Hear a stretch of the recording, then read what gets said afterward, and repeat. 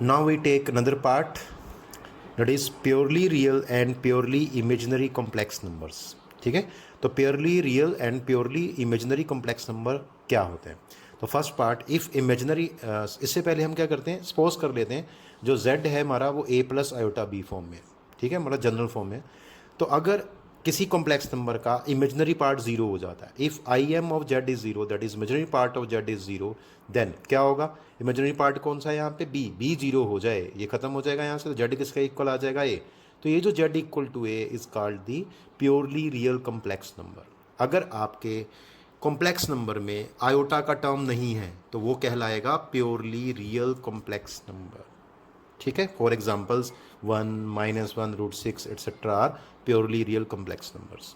Second part is, अगर आपके complex number में if real part of z is zero, real part कौन सा होता है? ए। अगर ए जीरो हो जाए तो क्या बचेगा? Iota b. तो क्या होगा? Then z equal to iota b. तो ये जो पार्ट बचेगा वो क्या कहलाएगा? Is called purely imaginary complex number. ठीक है, तो for example iota, -2 iota, √2 iota. कहने का मतलब ये है are purely imaginary complex number.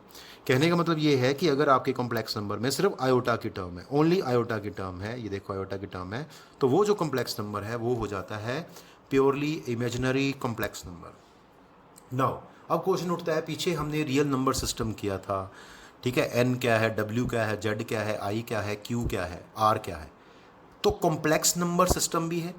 तो सेट ऑफ कॉम्प्लेक्स नंबर, तो सेट ऑफ कॉम्प्लेक्स नंबर को डिनोट किससे करते हैं? सी से। सी का मतलब होता है सेट ऑफ कॉम्प्लेक्स नंबर्स।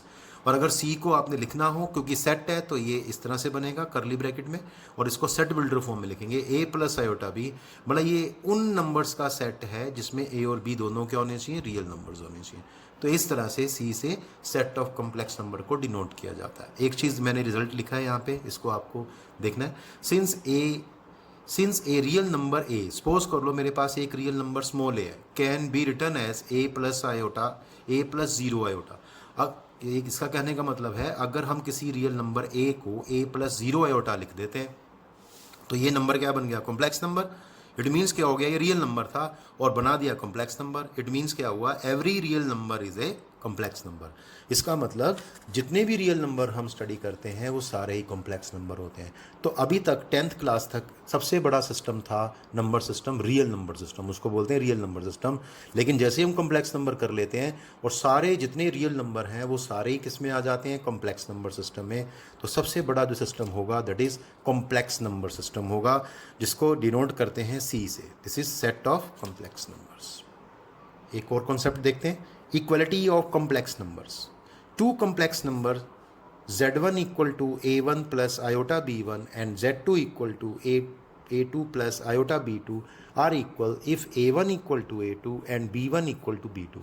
मतलब अगर हमारे पास टू कॉम्प्लेक्स नंबर्स हैं, पहला है z1 equal to a1 plus iota b1 और दूसरा है z2 equal to a2 plus iota b2। ये दोनों कॉम्प्लेक्स नंबर इक्वल तभी होंगे यदि a1 इक्वल टू a2 होगा और b1 इक्वल टू b2 होगा। मतलब इसमें रियल पार्ट सेपरेटली इक्वल होंगे और इमेजिनरी पार्ट सेपरेटली इक्वल होंगे। एग्जाम्पल देखते हैं इसका। If z1 equal to 2 minus iota y and z2 equal to x plus 3 iota, find x and y if z1 equal to z2।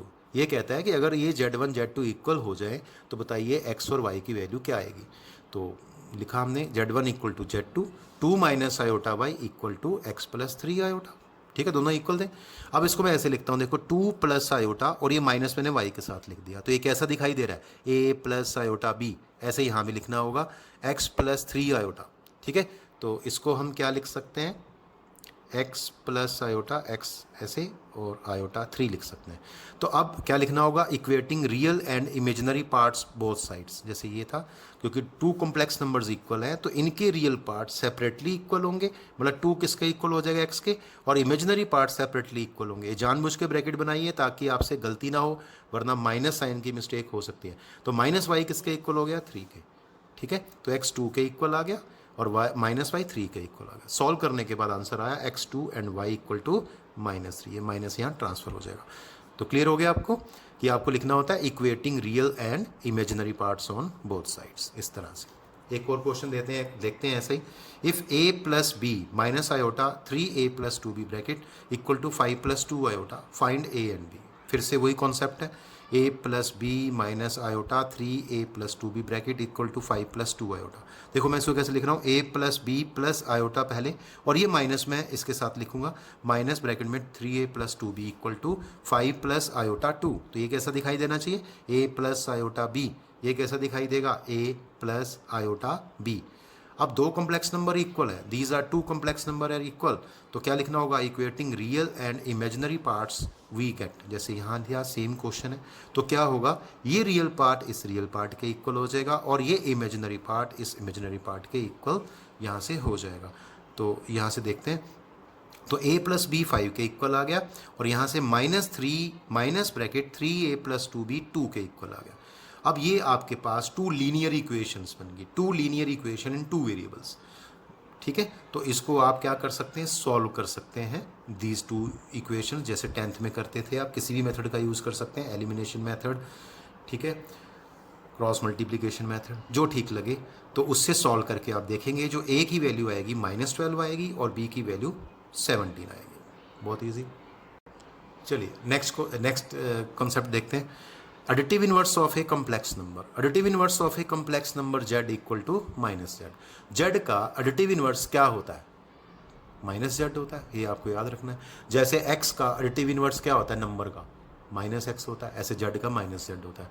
तो question है, find the additive inverse of z equal to 2 minus iota. आपने simply क्या करना है, इसको minus से into कर देना है। अगर आपको किसी कॉम्प्लेक्स नंबर का एडिटिव इनवर्स निकालना है तो सिंपली उसको माइनस से इंटू कर दो, ये रहा answer. Additive inverse of z equal to, ठीक है, तो एडिटिव इनवर्स ऑफ z ये किसके इक्वल होगा, -z के इक्वल होगा, है ना। और यहाँ फिर z की वैल्यू आ जाएगी 2 माइनस आयोटा, माइनस इंटू कर देंगे, -2 प्लस आयोटा, ये आपका आंसर हो जाएगा। Very simple. अब कुछ क्वेश्चंस देख लेते हैं इसके। Express the following in the form a plus iota b। तो ये क्वेश्चन है कि आपको ये जो नीचे पार्ट्स दिए हैं इनको a plus iota b form में लिखना है। तो वेरी सिंपल, -5 फर्स्ट पार्ट है, -5 आयोटा इंटू 1/8 आयोटा। ठीक है, ये मैं यहाँ सॉल्व करके भी दिखा रहा हूँ।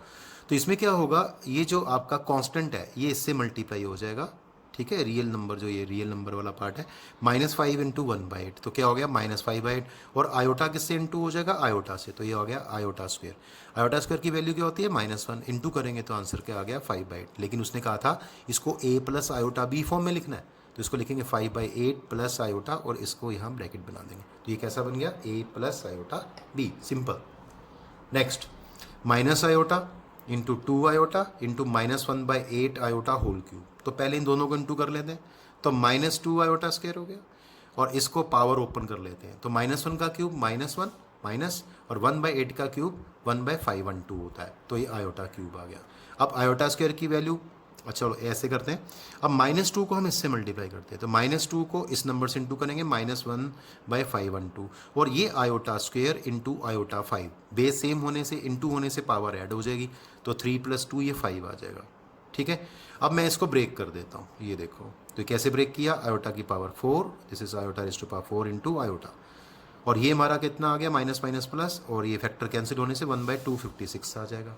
ठीक है, अब आयोटा की पावर 4 क्या होती है, 1, आप यहाँ मेंशन कर सकते हैं, आयोटा पावर 1 होता है, आयोटा रेज़ टू पावर 4। अब इंटू आयोटा से इंटू करेंगे तो सिंपली आंसर आ गया 1/256 पर आयोटा मल्टीप्लाई में। तो इसको हमने लिखना है a plus iota b form में, तो आंसर क्या आ गया, इधर तो है नहीं रियल पार्ट, तो 0 लिख सकते हैं, 0 plus iota times 1/256। Very easy. और क्वेश्चन देखते हैं, express 5 - 3 iota whole cube in the form a plus iota b। अभी कल के लेक्चर में हम सीखेंगे algebra of complex numbers, that is addition, subtraction, division and multiplication. तो यहाँ पे आपके पास एडिशन का मैं यूज़ करूँगा, पहले यहाँ से आपको क्लियर हो जाएगा। ठीक है, तो देखिए किस तरह से, 5 - 3 आयोटा का होल क्यूब, तो इसको हम ऐसे लिख सकते हैं, सोच सकते हैं, ये a - b का होल क्यूब है, तो इसका फॉर्मूला पता है आपको, a³ - b³ - 3a² plus 3a²b। इस फॉर्मूले का यूज़ किया और मैंने इसको सॉल्व कर दिया। तो 5 का क्यूब 125 माइनस b³ तो 27 हो गया, और यहाँ से आयोटा क्यूब हो गया, -3a²b, तो इसका 3 × 3 9 और इंटू 25, तो 225 हो गया, तो ये आ गया -225 इंटू और आयोटा आ गया, ठीक है। और लास्ट वन आएगा 3a²b, तो 3a²b को जो सॉल्व करेंगे यहाँ पे 3a²b, तो ये आ जाएगा 135 आयोटा स्क्वायर। अब आपने करना क्या है, ये मेन चीज़ ध्यान से सुननी है। आपने अगर कहीं भी आयोटा की पावर 1 से ज़्यादा है, 1 से ज़्यादा है पावर, देखो कहाँ कहाँ है, यहाँ, तो इनकी वैल्यूज़ यहाँ पुट कर देनी है आपको। तो देखो क्या होगा, आयोटा क्यूब की वैल्यू मैं यहाँ पे पुट करने वाला हूँ, ठीक है। ये तो फॉर्मूला था यहाँ पे, तो 125 आ गया, -27 आ गया, आयोटा क्यूब की वैल्यू क्या होती है, माइनस आयोटा, क्लियर।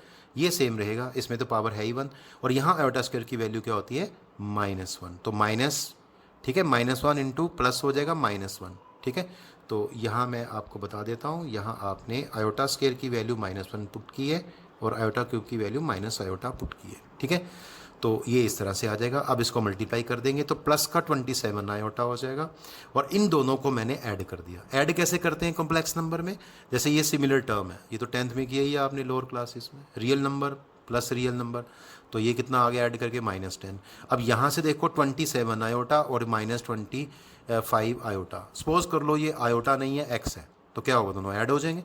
तो प्लस का 27 है, माइनस का 225 है, तो कितना आ गया -198, ठीक है। आयोटा को वापस ले आएंगे यहाँ पे, सपोज कर लो यह एक्स ही है, एक्स की फॉर्म में, तो ये आ जाएगा आयोटा। अब इसको लिखना था हमने a plus iota b form में, तो क्या आएगा, इसको -10 को ब्रैकेट में लिखेंगे, प्लस आयोटा और माइनस इसके साथ लिखेंगे -198 के साथ, तो ये क्या बन गया, a प्लस आयोटा b। ध्यान रहे, हमें एक्सप्रेशन को जब सॉल्व कर लेते हैं तो उसके अंदर हमें आयोटा की पावर 1 से ज़्यादा नहीं चाहिए होती है। देखो यहाँ 3 है, यहाँ 2 है, तो इसकी वैल्यू हम यहाँ पुट करेंगे, सॉल्व करेंगे, सिमिलर टर्म्स को ऐड करेंगे। जैसे ये दोनों सिमिलर थी तो ऐड होके -10 आएगा, ये दोनों सिमिलर टर्म्स हैं तो ये ऐड होके -198 आयोटा आएगा। एक क्वेश्चन और देखते हैं, express 1 minus iota raised to power 4 in the form a plus iota b. This is a very good question of 2 marks. 1 minus iota whole raised to power 4. अब कुछ बच्चे कहते हैं सर हमें तो 4 पावर ओपन करनी नहीं आती है, तो स्क्वायर का स्क्वायर कर सकते हैं, तो इसको हमने स्क्वायर का स्क्वायर कर दिया। अब a माइनस बी का होल स्क्वायर, ये आपको आता है, a का स्क्वायर प्लस b का स्क्वायर -2ab, ठीक है। तो ये आ गया 1 प्लस आयोटा स्क्वायर -2 आयोटा का होल स्क्वायर। अब आप देखेंगे इस आयोटा स्क्वायर की वैल्यू हमें पता है कितनी, -1, ये हमने यहाँ पुट कर दी। अब होगा क्या, ये 1 से 1 कैंसिल हो जाएगा, -2 आयोटा आ गया, ये देखिए ऐसे कैंसिल किया, -2 आयोटा, तो -2 आयोटा का स्क्वायर हो गया, तो ये कितना हो गया, 4 आयोटा स्क्वायर। आयोटा स्क्वायर की वैल्यू फिर से -1 होगी, तो आंसर क्या आ गया, -4। तो बहुत ईजी है।